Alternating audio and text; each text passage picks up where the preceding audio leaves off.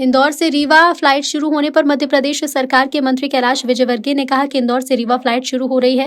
विधानसभा के 40 आर्थिक रूप से कमजोर लोगों के साथ फ्लाइट की यात्रा कर रहे हैं। आर्थिक रूप से कमजोर लोग जिन्होंने कभी फ्लाइट में यात्रा करने का सपना भी नहीं देखा था, आज हम उनके सपने को पूरा करने का काम कर रहे हैं।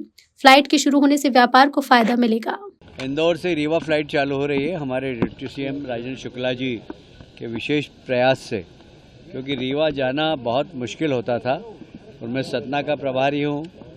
सतना जाने में मुझे भी बहुत तकलीफ़ होती थी, पर अब सीधे रीवा से सतना 25 मिनट का सफ़र है, तो सतना मेरा जाना भी बार बार होगा।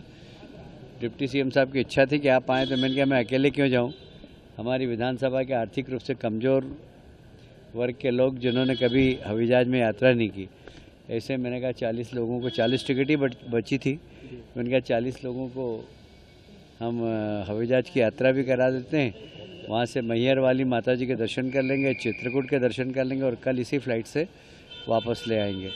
तो वे लोग जो आर्थिक रूप से कमज़ोर है, जो कभी हवाई जहाज में बैठने का सपना भी नहीं देख सकते थे, आज हम उनके सपने को पूरा करने का काम कर रहे हैं। कैसे देखते हैं पर्यटन स्थलों को अब नई सौगात पहचान मिल जा रही है, और जब दो रीजन कनेक्ट होते हैं तो उसका व्यापारिक तौर पर भी कहीं ना कहीं फायदा मिलता है। बहुत फ़ायदा मिलता है, क्योंकि रीवा सतना का ज़्यादा व्यापार उत्तर प्रदेश से है और इंदौर को उसमें बहुत फ़ायदा मिलेगा, क्योंकि जब आने जाने की सुविधा बहुत आसान हो जाए तो निश्चित रूप से यहाँ के व्यापार में भी वृद्धि होगी और रीवा के व्यापार में भी वृद्धि होगी।